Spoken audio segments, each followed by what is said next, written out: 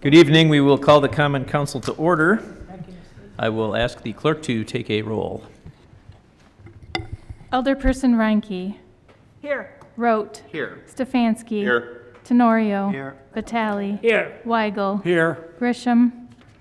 Excused. Haas. Here. Keen. Excused. 8 present, 2 excused. I almost excused Alderman Haas by accident. Oh, you forgot me. You forgot me. I'm here. Sorry. Lysick. Yeah. What about all the ones? 8 present. We have a quorum. Please rise and join us in the Pledge of Allegiance, which will be led this evening by Alderwoman Reinke. I pledge allegiance to the flag of the United States of America and to the republic for which it stands, one nation, under God, indivisible, with liberty and justice for all. How's your leg now? You took the... Okay, we will move on to item D, Standing Committee Reports, License and Health Committee. I will ask the clerk to start out on those reports.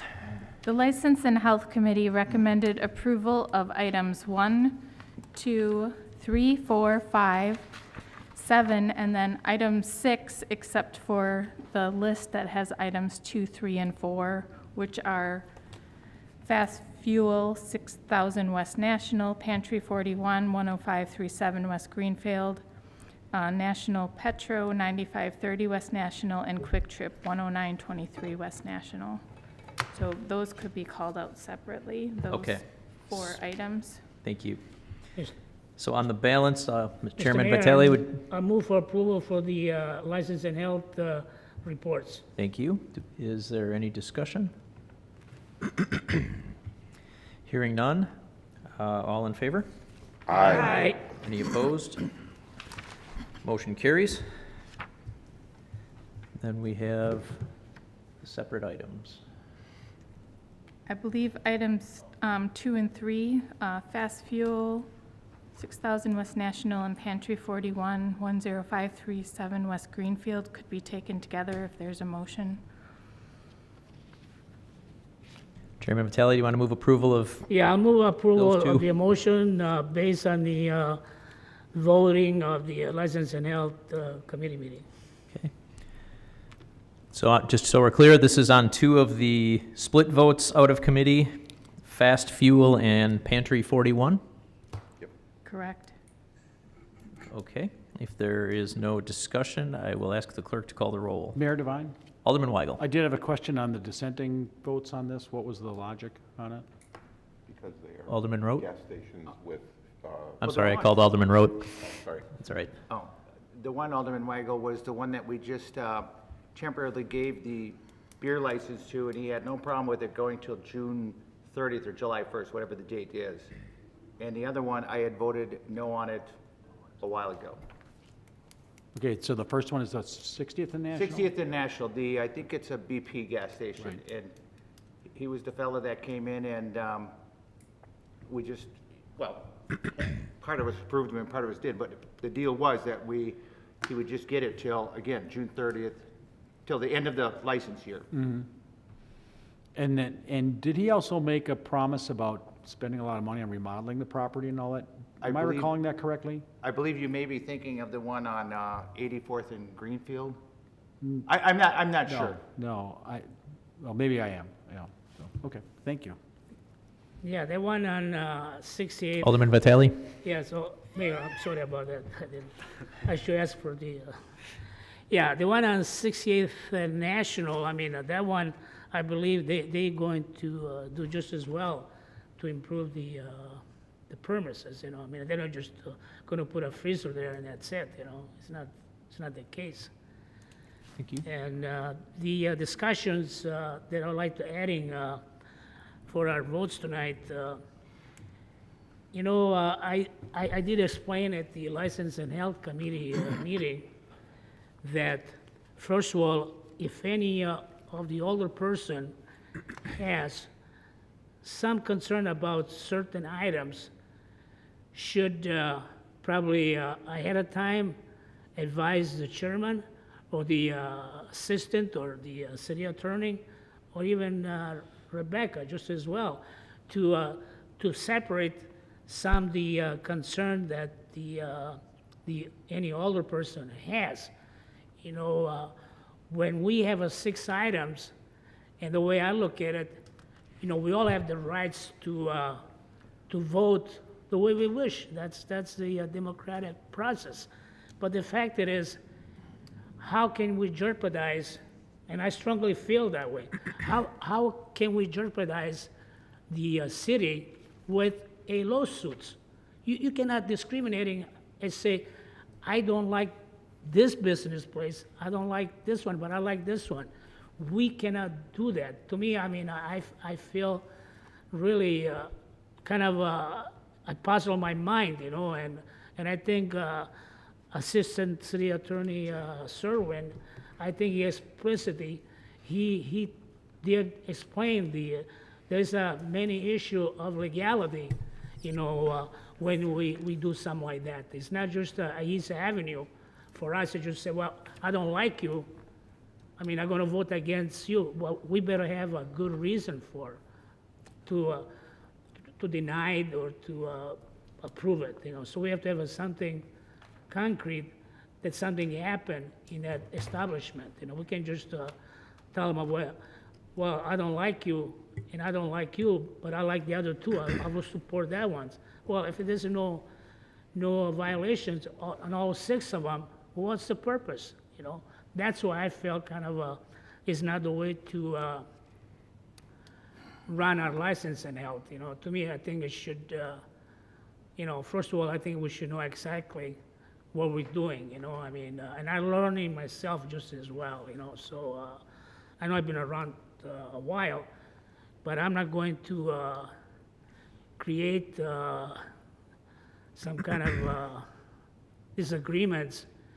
You know, which, like I said, we all have the rights to disagree on anything, you know, if we want. But the bottom line is there's rules and laws. What can we do, you know? So that's all I have, Mayor. Thank you. Thank Mayor you. Devine, Alderman Lysick. it's always been my understanding, as long as I've been on this council, that an applicant is entitled to a renewal, and if he doesn't, unless we can prove that there's a reason to non-renew the license. It's always been our policy here, on advice of the city attorney, that we have a revocation or non-renewal hearing prior to non-renewing a license. You just can't vote against it. We're going to be subject to lawsuits. And we're going to lose those lawsuits because we're not doing things properly. If we don't want to renew the license, then the license committee should call for a public hearing, a non-renewal hearing. That is the way it works in this state, not just this council, in this state. So we're being arbitrary and capricious if we're going to start voting against these licenses without giving the applicant his due choice of having a hearing and being represented by attorney to defend his stance. I have heard nothing from anyone indicating that these 2 businesses did anything to break the law. I haven't heard of any violations. I haven't heard of any police complaints. All of those types of things would be brought up at a public hearing. It seems to me that, you know, maybe we're just saying, hey, I don't like this particular business or whatever, and so I'm not going to vote for that license. Well, the fact is they have a license, and if you put the city in a position, or if we put the city in a position of having a lawsuit, it's going to cost the taxpayers money. And all you people profess to be fiscal conservatives. Well, let me tell you something. You're not so conservative if you're having lawsuits filed against the city and it's costing us money when we lose these lawsuits. So I think one had better think twice before voting against these licenses. Thank you. Thank you, Alderman Lysick. Mayor Devine? Is this on the motion? Okay, Alderman I just want to Stefanski. make clarification. There is nothing going on with these licenses. I am just staying true to my vote, and I don't believe gas stations should be allowed to sell alcohol. That's the only reason why they're separated. Thank you. Thank you. Any other discussion? Mayor Devine, Alderman Rote. and actually, going back to our committee meeting on Monday night, Alderman Stefanski was trying to separate them out with a very, very hurried motion where he was talked over while he was saying, I want to separate these out, and the motion was made. And it was seconded immediately, and it was never withdrawn, because we couldn't, because this motion, again, was hastily made. Mayor Devine, Alderman Lysick. I don't care if the motion was hastily made or not. The fact remains that these people are entitled to a license unless we have a revocation hearing in which we give them due process, and we're not doing that. So anyone that votes against this is giving the taxpayers in this community a slap in the face. And if all of us in this council voted against it, we'd be costing the taxpayers money. So I'm going to do the responsible thing and vote for the license. Any other discussion? Mayor Devine, and this is just a point, I wish there was an attorney here, maybe you can answer this, Alderman Lysick. I believe if we would have separated them out, which we wanted to, then they would have got their hearing. I'm not sure on that one. Well, they would have had to have been voted by the committee to call for a hearing. Correct. And then come to the council to be called for a hearing. Right, and that's what we were trying to do, but like I said, it was so. But it didn't happen, and it's not happening here either. Okay, so what we have before us is a motion to approve items 2 and 3. So if there's no other discussion on that motion, I will ask the clerk to, or I should say item, not so much item 2 and 3, but you know what I mean. License 2 and 3. I'll ask the clerk to call the roll. Alderperson Ranky. Aye. Rote. No. Stefanski. No. Tenorio. Aye. Vitale. Aye. Weigel. Aye. Haas. Aye. Lysick. Aye. 6 in favor, 2 opposed. Motion carries. And now we have one other outlier, I believe, item number 4. Correct. 2? Yeah, 2 more. Items number 4 and 7, one is 9530 West National, National Petro, and the other is Quick Trip at 10923 West National. Okay. Alderman Vitale, would you like to make a motion I'll to make the approve? motion based on the committee report to approve it. Okay. Any discussion on this one? Mayor Devine? Alderman Weigel. And I'm going to assume it's a similar conversation on these 2 licenses? Yes. Okay, thank you. If there's no other discussion, I will ask the clerk to call the roll. Alderperson Ranky. Aye. Rote. Aye. Stefanski. Tenorio. Aye. Vitale. Aye. Weigel. Aye. Lysick. Aye. 7 in favor, 1 opposed. You skipped me. I vote Oh, aye. sorry, Haas. Trying to hurry. I did try to excuse you earlier, that's why. Way down here, hello. 7-1, that motion carries. Mayor Devine, Alderman Lysick. there's nothing else to come before the council. I move that we adjourn until our next regularly scheduled meeting, July 13th at 7 p.m. Second. There is a motion with a second. All in favor? Aye. Any opposed? Mr. Mayor, I'll No be one wants to- excused for July 13. And so We'll you're gonna consider it just- if you can submit that in writing with a letter and a witness and a notary statement. Well, we will do that for you, Alderman Vitale. All right, thank you. What did he want? He's going to be excused tonight. I know. I didn't even, did I call? All in favor? Aye. Opposed? Okay, we are adjourned.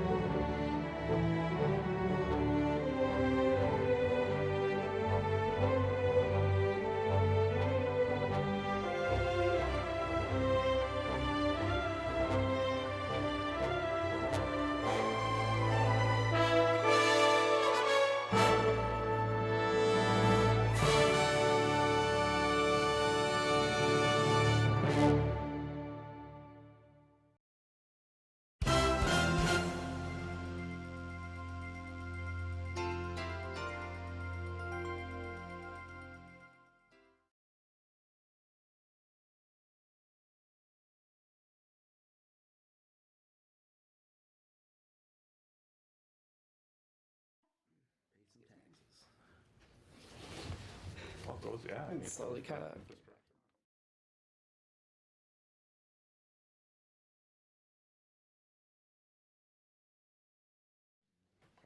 Property tax.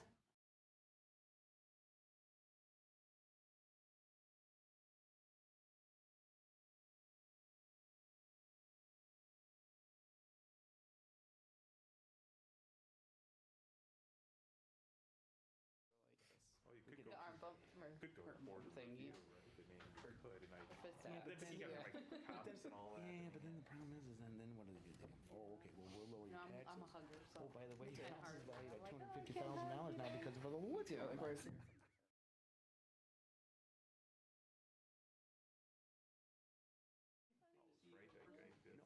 Right, I thought They they could just could control drive. whatever. Just- Now you all know what each other looks like in real life?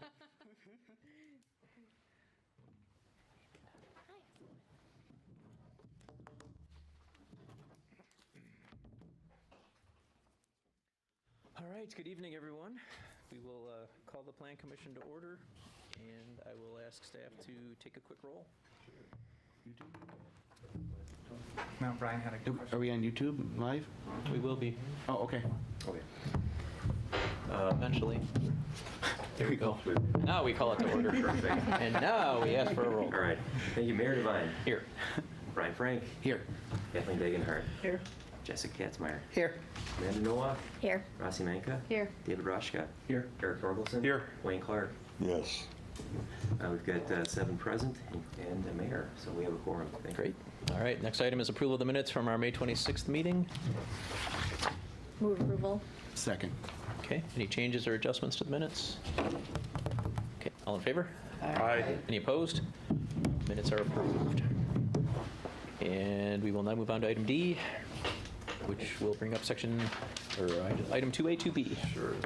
We can take these together, if my commission desires. This is a proposed parking lot, which is proposed for an area on the east side of South 102nd Street, which is more or less an office area with an office building to the south of the proposed lot and a medical surgical clinic to the north. The Holiday Inn Express on the intersection of 102nd and Lincoln is the far north part of that image.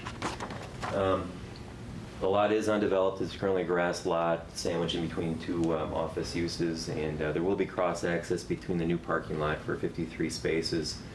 A stormwater management plan has been submitted, and the intent here is that it's owned by Cobalt Partners, who owns one of the buildings in the area, and they are going to be they've negotiated an agreement to provide overflow parking for both the office building as well as the medical clinic to the north. There will be cross-access between the 2 sites internally on the site. The site itself doesn't offer a driveway onto 102nd Street, so all drive access will be from either the office building to the south or from the medical surgical clinic to the north. And as indicated in the upper right-hand section, there is a bioswale proposed as part of the stormwater management practice. They are disturbing about 19,000 square feet of land area for the paved surface, and all of the water, the surface runoff, will drain from east on the 894 side to the west on the 102nd Street side and into a bioswale. And there are overflow tubes built into the swale, so that in a large storm event, if the swale itself can't hold the property and actually allow that to percolate or attenuate on site, there is then an overflow tube which directs it to the city stormwater and back to Lake Michigan. So, but the best practice is to keep the water in this watershed here on site as long as possible and let it stay here. So. So our recommendation is for approval, subject to the conditions in the staff report. We do have a public hearing scheduled for the 13th of July. Otherwise, we're really looking for our city forester's feedback on the landscaping plan that's been submitted, and then just the sign off from our friends at Milwaukee Metro Sewage District and DNR. So, I'd move approval. Second. Okay, we have a motion and a second. Is there any discussion on the motion or any questions on the item? Okay.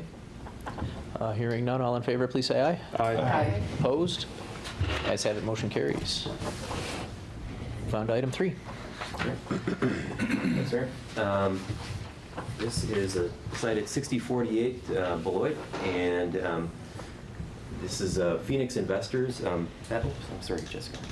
Beth is here with us tonight. She represents the ownership of the property, Phoenix Investors. They're a new owner to this site. It was formerly owned by Able Equipment Services, which was a warehouse distribution type of business, and they occupied this site for probably the better part of 20, maybe probably pushing 30 some years. And it's a 2-acre property. It's zoned M1, which is light industrial. Phoenix is looking at rehabbing the overall site. In fact, there's a considerable amount of graffiti on the back side of the site just from kind of years of sitting there, more or less unoccupied. The overall site is primarily paved. They are going to be introducing some site and landscaping, which we'll get into on the property, as well as painting the overall building. The exterior of the building right now is kind of a combination of cement block and painted surfaces.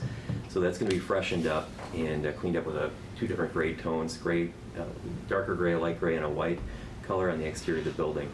If you've ever passed by I think it used to be like a J.C. Penney outlet on Highway on 894 in like Burleigh, near the Mayfair Collection. That building was one that I think you guys had rehabbed and renovated, and given it a new look on the outside. So that's sort of the model, the game plan for this building as well.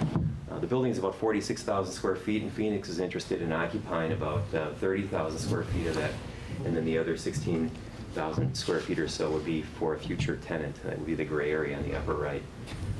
The site does feature loading docks, loading overhead doors on the south elevation as well as on the east elevation within that parking area, that section on the southeast corner of the site.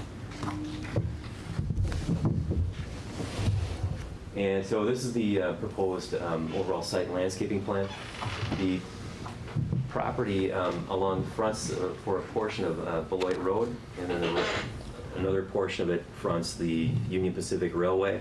There is a section of the building that also fronts 62nd Street, which is a dead-end street. It runs, if you ever come off of Burnham Street, go out to see Unit Drop Forge, it's a sort of a dead-end street that runs right into the railroad. So that's the context of this property. Our municipal yards is also just a stone's throw, actually just across on the south side of the tracks.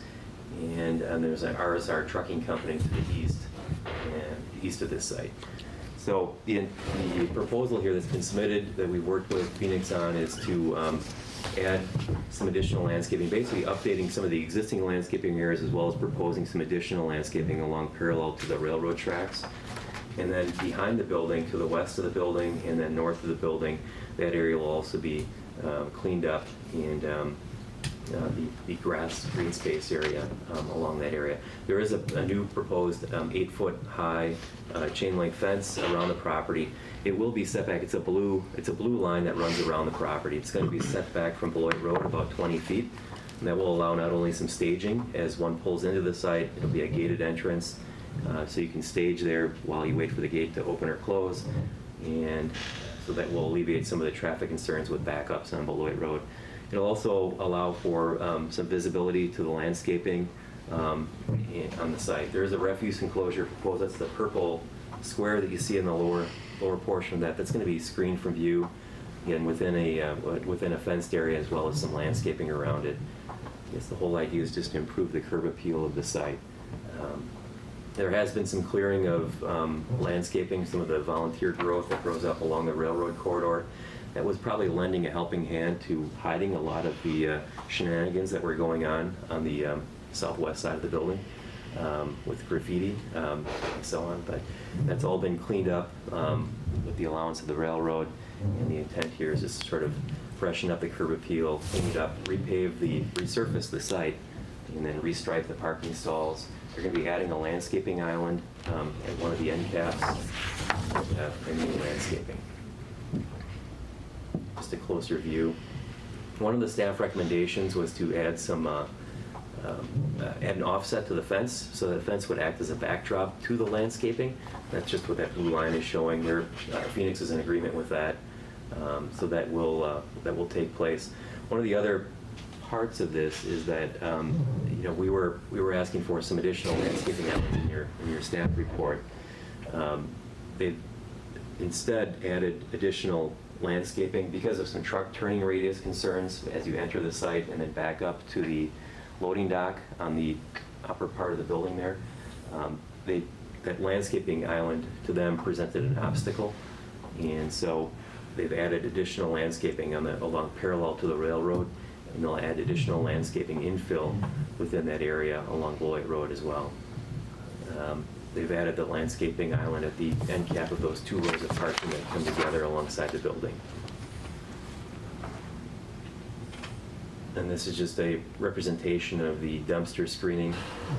The purple area will be screened from view with some landscaping as well as an 8-foot-high tall fence. On the exterior architecture, what's happening now is that the building is being tuck-pointed, new doors, and some replacement windows are being added to the building. But largely, the exterior of the building will be repainted from its current look. I guess there's some before and after pictures here. We'll just go through that. On the south elevation, this is facing the railroad and partially some of Beloit Road. The upper picture is the existing, and the lower is proposed. And another southern elevation facing Beloit. This is set back from Beloit, but one of the loading dock areas. Top is existing, bottom is proposed. And then on the west elevation of the building facing 62nd Street.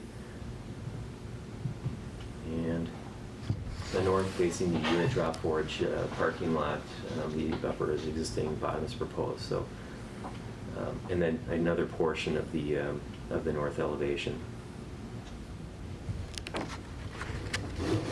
So our recommendation is for approval. A few things that I'd like to just update the Planning Commission on. It's a little bit of a change from what we had laid out in the recommendation. So we were asking for 4 landscaping areas to be added to the site. Those 4 things have been changed. So we have, instead of 4 distinct landscaping islands that were shown in your staff report, what we have here is an elongated section of landscaping along parallel to the railroad with 1 landscaping island. And on the, let me just move down here, on part B, we were asking for a black vinyl coated chain link fence or similar being provided around the perimeter of the site. And the applicant has looked into that, was open to that idea. They'd like to use that, have black vinyl coated as more of an option than a requirement. They had an estimate on the cost of what they were prepared for. A galvanized fence is about $29,000 for the extent of the fencing they have to do, and about for another 30%, or about $42,000 is the cost of a vinyl coated chain link fence. So there is a definite 30% increase in cost. So they're asking for the option to do like vinyl coated fence, but they don't want it to be a requirement. Aside from that, one of the things too with the fencing, if we were to put more emphasis in aesthetics for this property, I think the landscaping component is probably the more important feature to emphasize versus the fencing. And making the fence more of a backdrop to the landscaping, I think, is important, and that will help hide the fence somewhat and then enhance the landscape area in front of it. And then part D, relocating the 30-yard dumpsters on site away from Beloit Road. It was indicated, but I guess given their, the loading dock, the overhead doors that they have on site, there's 2 on the east elevation and 1 on the south elevation of the building. It does make it problematic to access those, given the turning radiuses and access points in the building. So they are pulling things in and out of the building for their property management business, and with the future tenant not being known, it does represent somewhat of a problem if those dumpsters are located in a manner that's going to obstruct the ins and outs of the building for trucking. So they're asking for it to be located as stated on the in the front of the site along Beloit Road, which would be landscaped and would be screened within a fenced area. So those are the conditions of approval. Pat is here. Are there any questions? Could you go back, I'm sorry, 2 slides, I think? Sure. No, the one of the exterior, Oh, okay. and like those windows would stay covered up. Yeah, these are on the 62nd Street side of the building, that dead-end street. And the side of the building right now is pretty well tagged, I guess, with graffiti. Okay. It is somewhat of a end of the street area. It's not really Visible. It's not really There, that's the visible. one I was thinking of. Okay, yeah, And I this- can't, I mean, I don't know the, Oh, sure. but it looks so, I think it would Sure. look so neat if it was, those windows were opened up. Yeah. I mean, I would agree. The arched windows with the soldier coursing over the top and the sill Yeah. underneath, it is a nice look. It does. I'm sure it's not cheap. Right. This is used for storage though, right? Is that what this is basically going to be used for a storage facility or? Predominantly, yeah. It's our maintenance facility. We have a maintenance crew, and so that's our maintenance shop, if you will. Gotcha. So there's limited, fabrication type things going on if they're building something for a roof or to do a repair. Sure. But otherwise, it's predominantly storage. And we expect the tenant incoming would likely be storage as well. The windows that you're referring to, just so you know, that's along that back side in the parking lot. Those were all blocked in when we purchased the building. Right. So, Yeah. and with the amount of vandalism and stuff we've had, it would be a challenge to put windows back. That was the other thing I was thinking of too. Yeah. If it were facing a main street, I might push a little harder for it, but. Yeah, but I appreciate that, thank you. Yeah. Any other? I have a couple questions. Go ahead. Steve, what are you showing in this? What's this pink box on the left side of the building? Oh, here, this is an existing metal storage, detached storage building on the west side of the building. Oh, okay. And it is detached from the building, but it functions as a storage shed. They do, one of the reasons why, I mean, there isn't any landscaping proposed here, so they are using this for, moving things in and out, and they need Sure, okay. access through this area. So, Thank you. And then you had a note there on the signage, which I assume is adjacent to the drive. yeah. Is that coming in as a separate submittal, I assume, or? That's going to be, they will be a separate submittal. They are proposing to reface the sign and rehab it. So it is going to be refurbished. Okay. Thank you. Thank you, Mr. Mayor. Steve, you indicated that the applicant is asking for the option of $42,000 versus a $29,000 fence. And since they're asking for that, it would suggest that they want to stay at the lower cost, and that's what we'll end up with. Your focus is on the landscaping. Yeah. Yet as a city, we continue to do a pretty mediocre job of following up on landscaping issues. And if we just take a ride down the street here to Lincoln and Highway 100, you can see the overgrowth. All of that, not all of it, but much of that landscaping is gone for naught. It looks terrible. And we don't do anything about it. Therefore, I'd rather see the fence fixed at $42,000 if that's a better fence, a better looking fence, and forego some of the landscaping because it doesn't get dealt with. Yeah, I mean, the private property is, I guess ultimately, it's the property owner's responsibility. Unfortunately, we have some property owners that don't maintain their landscaping. They run their business and they forget about the aesthetic. So, and we do have, Erin Scharf of our department does help and does have a list of properties that she is following up on. But, she's one person, she's out there and, we're looking at main corridors, but, then again, weeds grow fast, so. And summer's short, so, yeah. Thank you. Sure. Even this year. Yeah.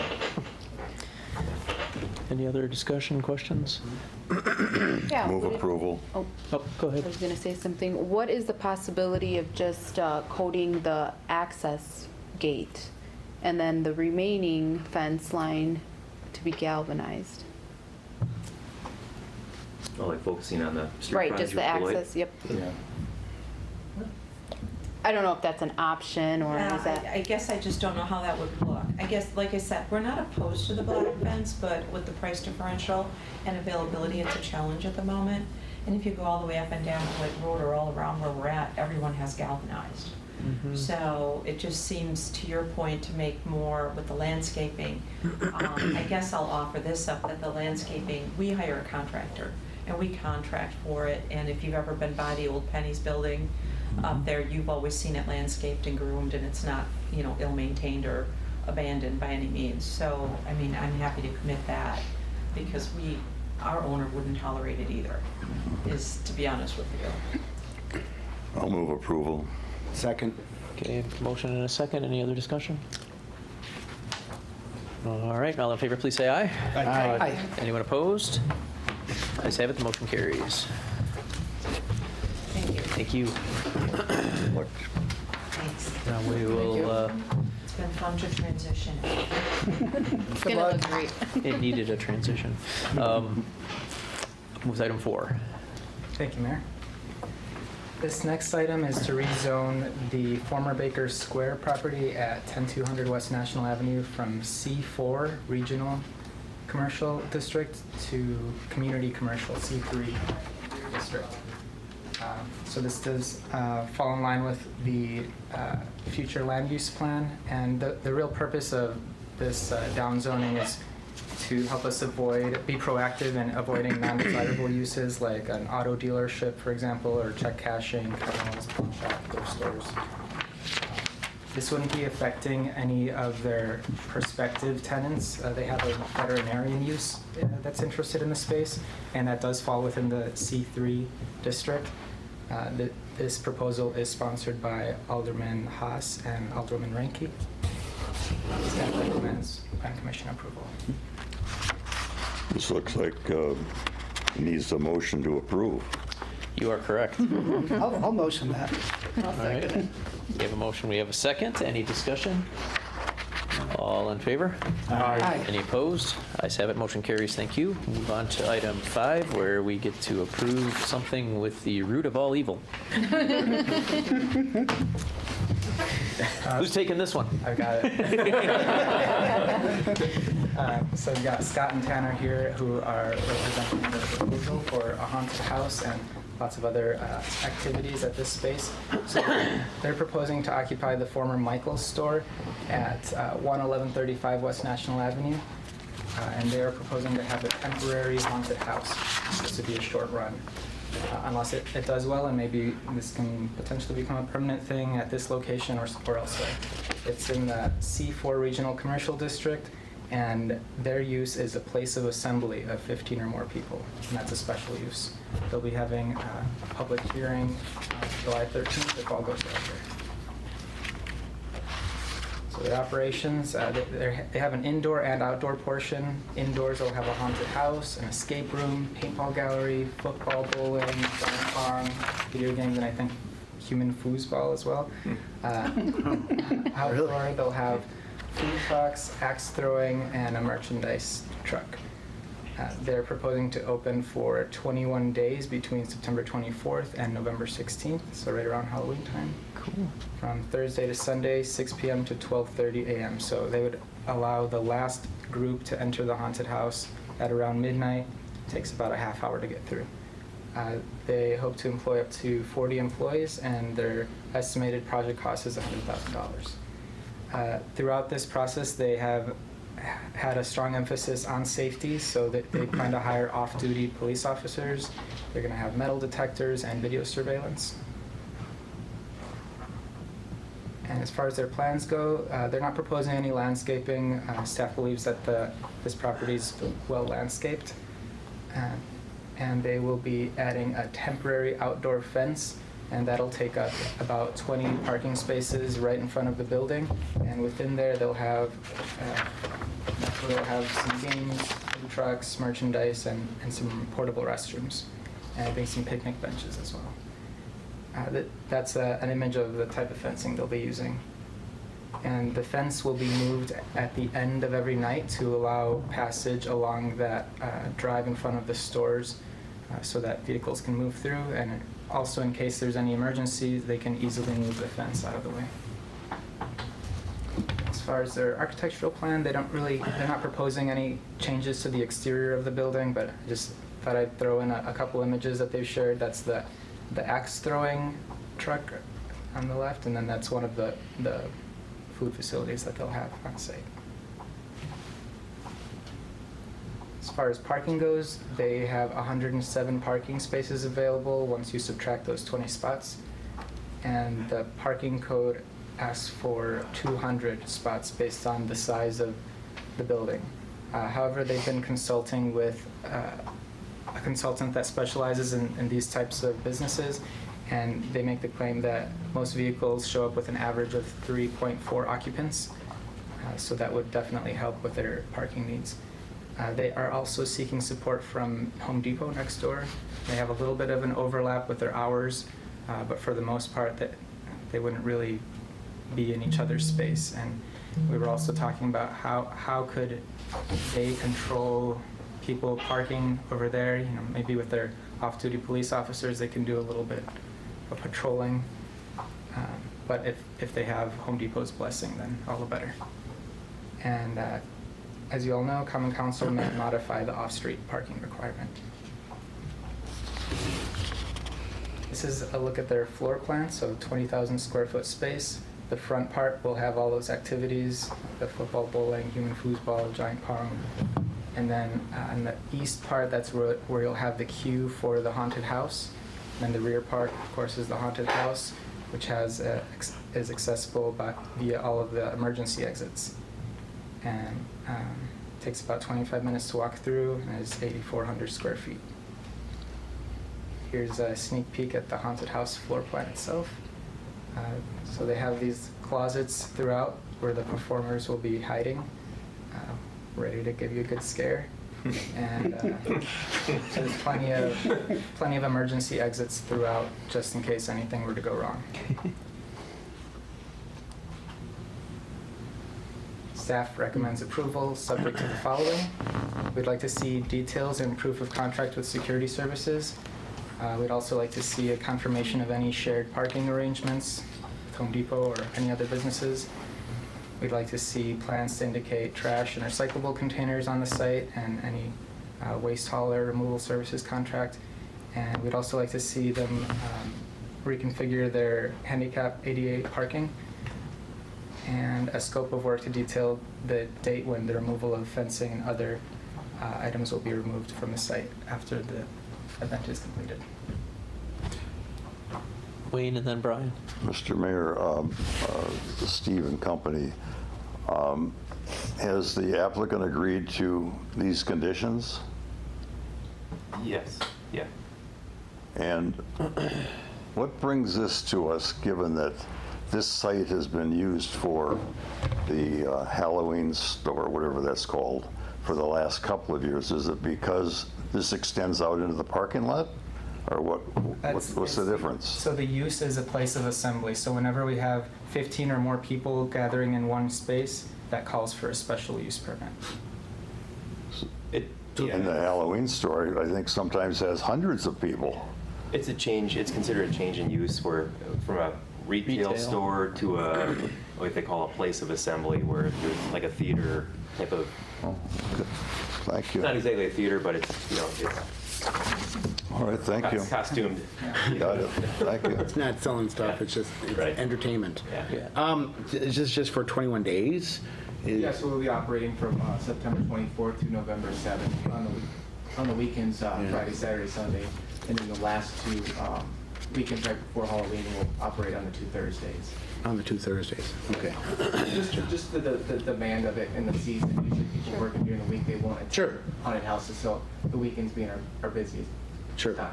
Yep. I'd move approval.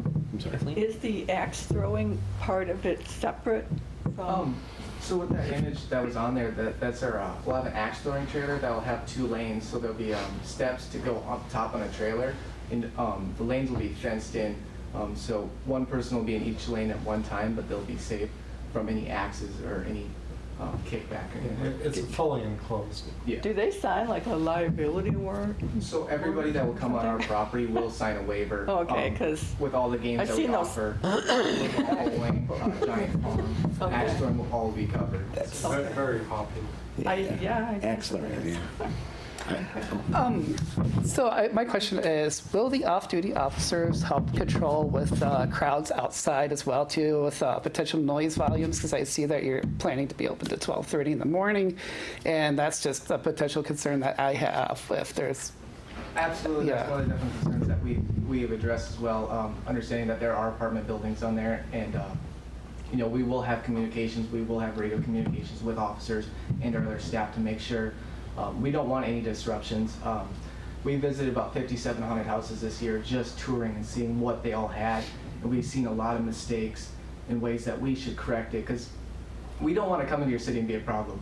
We want to come into the city and put on a great show. I mean, that's all about entertainment. So, but also on the back end, it needs to be safe, and it needs to make sense for everybody. So that is one thing that we're definitely will address. And if anyone does have a concern, if we do operate, please feel to reach one of us, and we'll address that situation, because I don't want to be a burden. Thank So what, can I ask what, and I'm sorry if I missed this, and I'm sorry, one sec. What age are you hoping to attract? I mean, it'll be a very variety of ages, from probably 13 to 80. Okay. But we will mostly get that, I would say, the 15 to 35, but all types will, especially offering, we're trying to do something a little different than just a haunted house. Somebody might not like a haunted house, but they might like axe throwing or an escape room or giant foosball. So we want to make sure the whole family can go there and spend the time. Thank you. David? Do you have plans for like daily cleanup? I mean, I think you guys mentioned porta-potties being there, and my concern would be, we've got this big fenced area, and it's like a festival setting, right? And it's just, what's it gonna look like on the next morning every day, or how, is there a way to screen the porta potties, or is there, I guess just the appearance of it from people driving by or people that aren't using it, just what it looks like. Absolutely. So I've reached out to Stop and Go, which will be our porta potty supplier out there. Okay. They will clean the porta potties weekly. We'll also be contact waste management, and I just got to wait to make sure we get all approval to give them. But we'll have a dumpster out there, and since we will have food, we'll have garbage cans that will be taken out nightly, and probably during the event as well, hourly. We'll put them in a bin, get them out of there, just so the smell and stuff like that. Sure. We don't want to be messy as well. And you're not serving alcohol? We were looking to serve beer. Beer? Cans and We can't apply for the license till after the common council meeting. And there is a dumpster area in back, fully fenced in, so that's already there. It's probably not a good idea for the younger crowd. Well, so everybody that will come in they'll have to show their ID, and we'll have a wristband that they can drink beer. And then our bartenders will also be warned to only give 2 beers per person. It's like a weekly church festival, but for 3 weeks. I mean, is that what? And scarier. And scarier, yes. Yes. I love your logo, by the way. But I love your logo, by the way. I move approval. I'll second. Okay, any other discussion?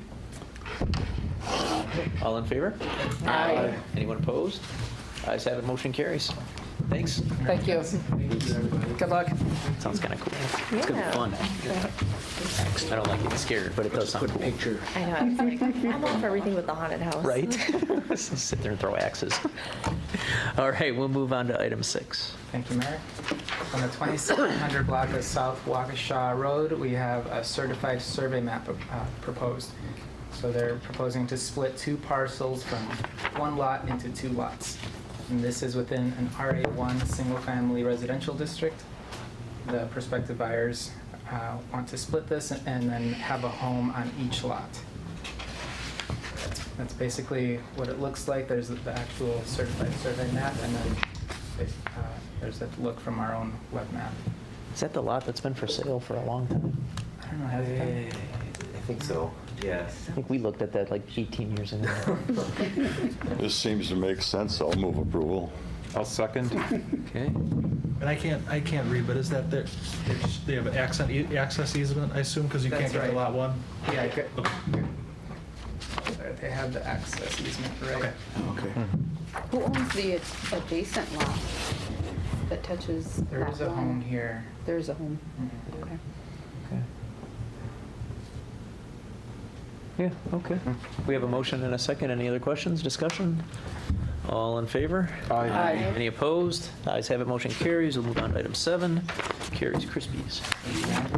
So you may recall about this time last year, actually, I think it was in July, they came here for another sign plan appeal for that existing sign that you see right there with their logo. And they're coming back to us now for another sign plan appeal to add some branding elements all around the building on 3 sides of it. So these are we have some artistic elements and directional signage, and the sign code only permits up to 2 wall signs, and this building gets a maximum square footage of 60 square feet of signage. So they max out with this current sign, which is about 58 square feet, which is why we need a sign plan appeal. So here are the other sides, the east and west facades. We have some directional signage, making sure people know that that is not the front door, that they should walk around. Another one that says, this is the front door. And they kind of have their process on how to make the Rice Krispie treats up above their main entrance. That's cool. It is very cool. I like that. As long as you've certified that it's a creative sign, I'd move approval. I'll second. Okay, we have a motion, we have a second. Any other discussion or question? All in favor? Anyone opposed? Ayes have it, motion carries. And then we'll go to item 8. Is our last item? It is.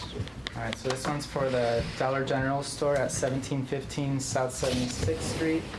So they're proposing an exterior change. They had some failing brick, which triggered a code violation letter, and they tried to fix it with some metal siding. However, adding that metal siding required building permits and plan commission approval, so the city put a stop order. So now they're here, they were given the option to either remove the metal siding or apply for site landscape and architectural plan. So this is what it looks like. You can see what the failing brick looks like here, and you can see the wood that they started laying out to extend the metal siding over, and it's kind of halfway done right now because we cut them halfway through. So this is what the metal siding looks like. Here it is extended about 2/3 of the way across. And here's a look at just the front of the store. Mr. Mayor, let's make this easy on everybody and approve the denial.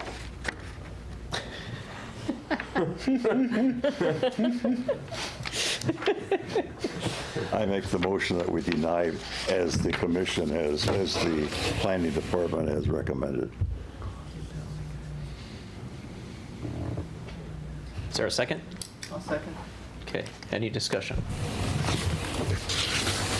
All in favor of the denial? Aye. Anyone opposed? The ayes have it, the motion is denied. Just rip the Band-Aid right off, don't you? You taught me that. Want to get home. Yeah, just give Bucks' game, yeah, what's the? Just give them the nod. Are they playing today? Yes. 7:30. One. Yeah. Wait, this is, Game 1 of the oh, finals. right, okay. You don't want to watch Game 7 of the 7. I watched Game 6. Didn't watch Game 7. Don't watch Game 7. It's worse than Game 6. It's kept your blood pressure all the way up to literally the last second. Does anybody want to adjourn? Move Second. We have a motion and a second. All in favor of adjourning? Thank you. Anyone opposed to adjourning? Ayes have it, we're adjourned, thanks.